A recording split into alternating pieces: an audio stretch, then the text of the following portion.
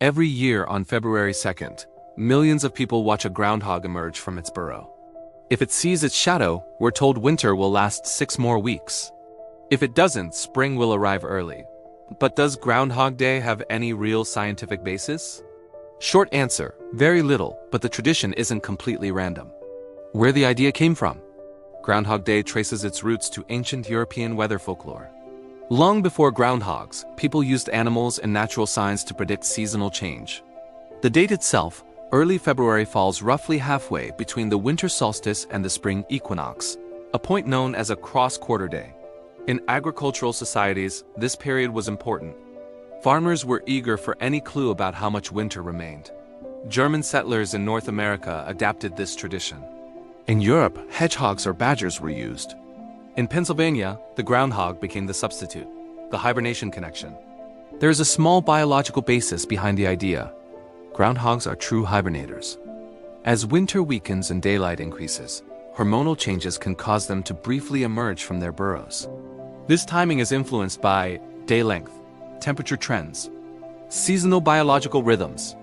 So the appearance of a groundhog in early February isn't meaningless. It does reflect changing environmental conditions. The shadow makes no sense. Scientifically, the shadow part of the tradition has no real basis. Seeing a shadow simply means the weather is clear. A cloudy day prevents a shadow. But cloud cover on one specific morning has no reliable correlation with how long winter will last. In fact, clear skies in February often occur during cold, high-pressure systems, meaning a shadow could actually signal colder conditions, not an extended winter. What the data says?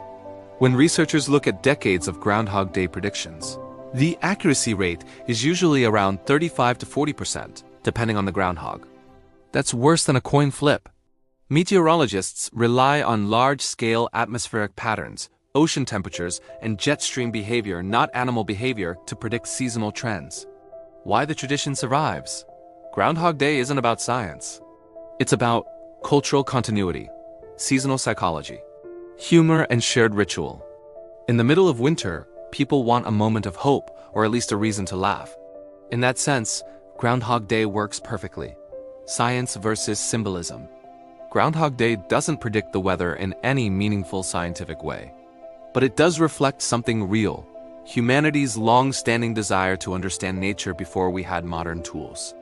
It's not science, but it's a reminder of where science came from. If you enjoy thoughtful explanations that separate myth from reality while respecting tradition, subscribe to the Talking Tech channel for more deep dives into science, technology, and the ideas shaping how we understand the world.